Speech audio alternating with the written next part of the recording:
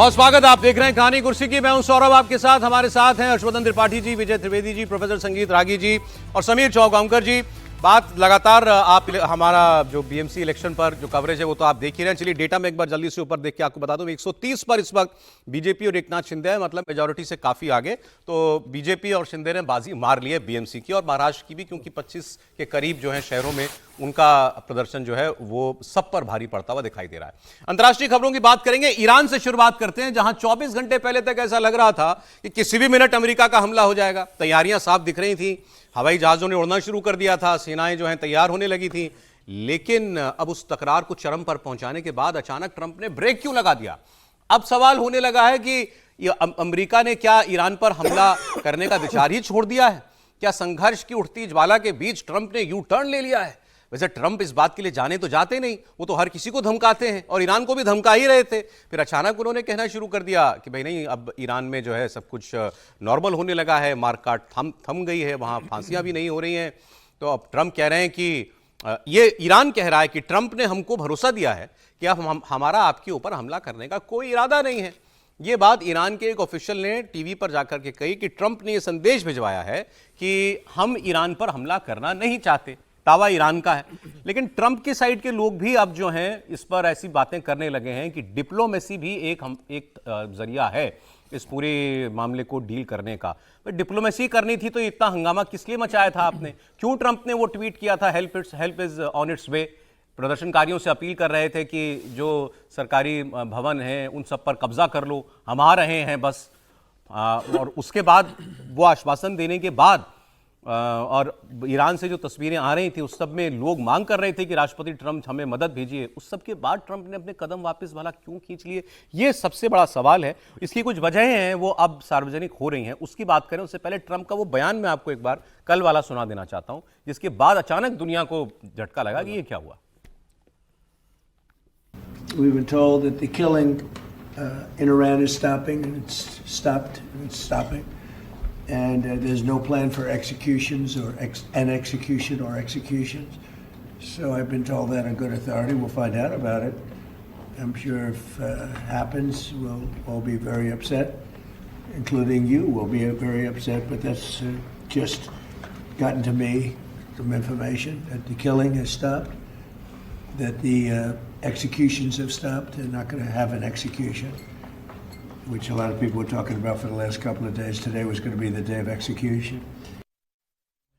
वो कह रहे हैं किलिंग्स हैव स्टॉप्ड, लेकिन किसके बाद? जब पूरी दुनिया कह रही है कि कम से कम 2000 लोग मारे गए ईरान में प्रदर्शनकारी, और उसके बाद ही तो ट्रंप ने वो ट्वीट किया था ना कि हम आ रहे हैं। अब वो कह रहे हैं किलिंग्स हैव स्टॉप्ड, मतलब सब आप पहले उकसाओ और उसके बाद कह दो कि चलो अब तो नहीं मार रहे ना तुमको, अब तो जिंदा तो हो, अब ठीक है कोई बात नहीं, अब हम बात करेंगे।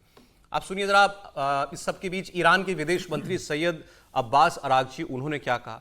ईरान डिप्लोमेसी की बात करने लगे, मिसाइलें खड़ी की हुई हैं और अब कह रहा है कि युद्ध से कूटनीति बेहतर होती है, युद्ध करना पड़े तो हम करेंगे, लेकिन बातचीत के जरिए हो जाए, मसला समझ में आ जाए तो बेहतर है। हालांकि उन्होंने ये भी कहा कि हमें कोई भरोसा नहीं है कि बातचीत से अमेरिका किसी अच्छे नतीजे पर पहुंचेगा, लेकिन फिर भी हम कूटनीति को तरजीह देंगे, ये ईरान कह रहा है। इससे पहले वो पूरे ईरान की सरकार कह रही थी कि हम लड़ेंगे, हम मारेंगे, हमसे पंगा मत लेना, और जितने बेस हैं सारे बेस पर हम हमला करेंगे, आसपास जितने भी मुल्कों में अपने सैन्य बेस बना रखे हैं, अड्डे बना रखे हैं अमेरिका ने। उसके बाद क्या हुआ? तो मतलब अमेरिका और ईरान के बीच कोई बैकहैंड डील हो गई। सीधी सी बात इतनी समीर जी समझ में आ रही है इस वक्त, वरना ट्रंप क्यों पीछे हटते? निश्चित रूप से। और अभी यूनाइटेड नेशंस सिक्योरिटी काउंसिल में भी, संयुक्त राष्ट्र परिषद में अमेरिका ने कहा है कि भाई अगर जिस तरीके से ईरान पर दमनकारी कार्रवाई वहाँ पर हो रही लोगों के ऊपर, अगर ये रोका नहीं गया तो हमला करेंगे। लेकिन जिस तरीके से ट्रंप लगातार धमकी दे रहे थे, कह रहे थे कि भाई मदद ऑन द वे है, शिप पहुंच रहे थे, शिप ने मूवमेंट शुरू कर दिया। उसके बाद ये लग रहा था कि अब अमेरिका ईरान पर हमला करेगा और वहाँ पर खुमैनी सरकार को खत्म करने की तैयारी कर ली। लेकिन अचानक ट्रंप के कदम पीछे हटने के पीछे मुझे लग रहा है कि अभी लगता है कि ट्रंप साहब को या तो ये लग रहा होगा कि वहाँ जिस तरीके से जनता सड़कों पर उतर गई है, तो अब कुछ दिनों के अंदर 48 घंटे या 72 घंटे के अंदर हो सकता है कि वहाँ पर खुमैनी खुद सत्ता छोड़ दे, किसी देश में चले जाए। तो मुझे लग रहा है कि उन्होंने थोड़ा समय दिया होगा। ये नहीं चाहते होंगे कि भाई अमेरिका अगर हमला करे तो दुनिया ये कहे कि अमेरिका और इजराइल ने मिलकर ये हमला किया और बाकी मुस्लिम देश ईरान के साथ आके खड़े हो जाए इस मामले को लेकर। और जो सहानुभूति ईरान की जनता को मिल रही है, जो माहौल खमेनी के खिलाफ बन रहा है, अमेरिका के हमले के बाद कहीं वह खमेनी के साथ ना मुस्लिम देशों में हो जाए, तो ये कारण हो सकता है। लेकिन मुझे लग रहा है कि अब जिस स्टेज पर ईरान चला गया है, अमेरिका की पूरी नजर है और अमेरिका कभी नहीं, इस स्थिति में कभी नहीं चाहेगा कि वहां पर खमेनी बने रहे, जनता का आंदोलन खत्म हो और दमनकारी तरीके से खत्म किया जाए। यह तय है, या तो बैकडोर से कोई बातचीत हो गई होगी खमेनी से अमेरिका सरकार की कि भाई कुछ दिन की मोहलत दीजिए, वो छोड़ के चले जाएंगे, या कोई नया शासक वहां पर आएगा। मुझे लग रहा है कि अगले 48-72 घंटों में वहां कोई बड़ा निर्णय होगा। तब तक ट्रंप साहब इंतजार करेंगे और बैकडोर से शायद बातचीत भी होगी, इस कारण अभी ट्रंप रुके। लेकिन वहां जब तक सत्ता परिवर्तन नहीं होगी, या सर हम इस पर क्यों नहीं बात करें, या ट्रंप डर गए? नहीं, ट्रंप डरे नहीं है। डर गए कि ईरान इतना कमजोर देश नहीं है? नहीं, ईरान पे तो पहले भी हमला कर चुके हैं ना, जब परमाणु बम बनने की बात है, इजराइल के मिल के साथ हमला कर चुके हैं और जो कह चुका है कि मदद ऑन द वे है, वो इस समय कदम पीछे नहीं हटाएंगे। मुझे लग रहा है बैकडोर में कोई बात हो रही होगी। अच्छा ठीक है। एक बात जो चल रही है, जो सब जगह पढ़ने में आ रही है, वो ये कि जो इनके एलाई हैं अमेरिका के, वहां पर ओमान, सऊदी अरब, इसके अलावा कतर, इन सब ने कहा कि इन्होंने पहले क्या किया, पहले उन्होंने कहा हम अपना एयर स्पेस नहीं देंगे, हमारे एयर स्पेस का इस्तेमाल करके कोई हमला नहीं किया जाएगा। ये अनयूजुअल बात है, आप अमेरिका के लिए कह रहे हो, ये अमेरिका को एयर स्पेस नहीं दोगे अपना, लेकिन कहा ये उन्होंने, सऊदी अरेबिया ने कहा हम अपना एयर स्पेस नहीं देंगे। और सऊदी अरेबिया और ईरान से बड़ा दुश्मन कौन? इनकी सारी राइवलरी मिडिल ईस्ट की, जो इस्लामी मुल्क की, इन दोनों देशों की दी हुई है, और वो कह रहे थे हमला करने के लिए हम एयर स्पेस नहीं देंगे। तो खास तौर पर कतर, ओमान और सऊदी अरेबिया, बताया जा रहा है कि इन देशों का बहुत भारी दबाव था ट्रंप के ऊपर। एक तो ये कि सिर्फ आप तो चले जाओगे, आप तो बहुत दूर हो, आपके तो चलो सैनिक अड्डे हैं, ये ऐसा ना हो कि ये आपके बेसिस पर हमला करने के साथ साथ हमारे शहरों पर हमला करने लगे ईरान, तो फिर हम क्या करेंगे? फिर दूसरा डर यह है कि हम सब के बीच में अगर एक अनिश्चितता एक देश में पैदा हो जाएगी तो उसका फॉल आउट हमारे देशों में भी होगा, तो वो उससे भी बचना चाहते थे। लेकिन एक सबसे असल जो बात है वो मैं आपको भी 1 मिनट में बताता हूं, लेकिन मैं विजय से पूछ लूं, आप मानते हैं कि ट्रंप ने हमला करना का विचार त्याग दिया, या ये सिर्फ टाइम बाय कर रहे हैं? मुझे लगता है टाइम बाय भी कर रहे हैं, और डिप्लोमेसी पार्ट ऑफ द जंग कहना चाहिए। जब वॉर चल रही हो या वॉर की संभावना बन रही हो, तब भी दुनिया भर के देश डिप्लोमेसी के साथ चलते हैं। डिप्लोमेसी जब जंग चल रही हो तो रोकने के लिए भी काम में आती है, डिप्लोमेसी फेल हो जाए तो जंग चलाने के लिए भी काम में आती है। और अभी वो टाइम बाई कर रहे होंगे, क्योंकि ईरान जो है ना वेनेजुएला नहीं है, ये हमने बार बार इस पर बात की है।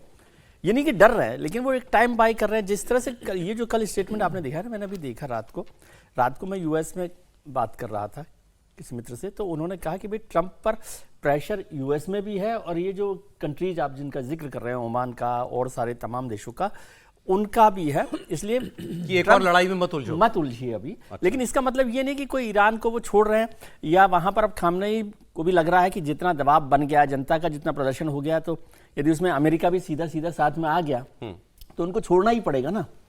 खामनेई के लिए तो बहुत स्पेस नहीं बचा है, तो वो भी युद्ध की बजाय कूटनीति से, डिप्लोमेसी से अपना टाइम बाई करना चाहते हैं। लेकिन ये कोई खत्म हो जाएगा, मुझे अभी ऐसा नहीं लग रहा है फिलहाल।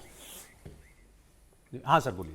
हाँ, बस एक लाइन जोड़ना चाहता हूँ। देखिए, ये जितने हों, चाहे वो कतर हों, चाहे वो सऊदी अरब हों, चाहे वो यूएई हों, ईरान के आसपास जितने ये इस्लामिक कंट्रीज़ हैं, ये सब प्रिंसली स्टेट की तरफ हैं, इसमें से कोई डेमोक्रेसी नहीं है। और इन सभी को ये डर है कि ये एक बार जिंजी का ये दौर यदि यहाँ पर आया, हम लोगों ने अरब स्प्रिंग के बारे में सुना था, एक बार ये आया, एक बार ये लहर चली, तो उस लहर में इनके ये उस जद से बाहर नहीं है। यहां भी मांगे उठ सकते हैं, यहां भी बुर्का के खिलाफ मांगे उठ सकती हैं, यहां भी डेमोक्रेटिक डिमांड्स की मांगे उठ सकती हैं। तो इनकी अपनी कमजोरियां और इनके अपने डर हैं, जो वो चाहते हैं कि वहां तक वो लहर जो है, जो ईरान के अंदर चल रही है अभी, वो उनके अपने देश तक ना आ जाए। अच्छा देखिए, मजेदार बात क्या है, मैंने आपको बताया, सऊदी अरेबिया भी प्रेशर बना रहा है यूएस पर कि आप ईरान पे हमला मत कीजिए। बयान आ जाएगा तो सुनाऊंगा आपको। सऊदी अरेबिया के शासक मोहम्मद बिन सलमान जो है, क्राउन प्रिंस, उनका अभी कुछ महीने पहले एक इंटरव्यू में दिया स्टेटमेंट है कि Ayatollah is the new Hitler. Ayatollah Hitler है। हिटलर कौन था? हिटलर वो था जिसने लाखों लोग मार दिए गैस चेंबर में, हिटलर वो था जो विस्तारवादी था, जो पूरी दुनिया पे राज करना चाहता था, कम से कम पूरे यूरोप पे राज करना चाहता। तो हिटलर से तुलना करने वाले सऊदी अरेबिया के शासक, वो उनका फॉरेन मिनिस्टर और ईरान का फॉरेन मिनिस्टर, वो तो कल फोन पे बात करते हैं और सऊदी अरेबिया कहता है कि फिर ना आप ईरान पे हमला मत करना। इसके पीछे की असल वजह त्रिपाठी जी क्या ये है, एक एनालिस्ट ने लिखा हुआ है, इस वक्त जो ऑयल के रेट्स हैं वो $90 पर बैरल पर है करीब, क्रूड ऑयल के। ये सारे तेल के ही तो देश हैं, ये तेलों वाले देश हैं। ये ईरान के पास बहुत बड़ा भंडार है। ईरान से अगर आयतुल्लाह चले जाएं तो ईरान के ऊपर सैंक्शंस खत्म हो जाएंगे। ईरान के ऊपर सैंक्शंस खत्म हुए तो हर आदमी ईरान का तेल खरीदने के लिए स्वतंत्र है।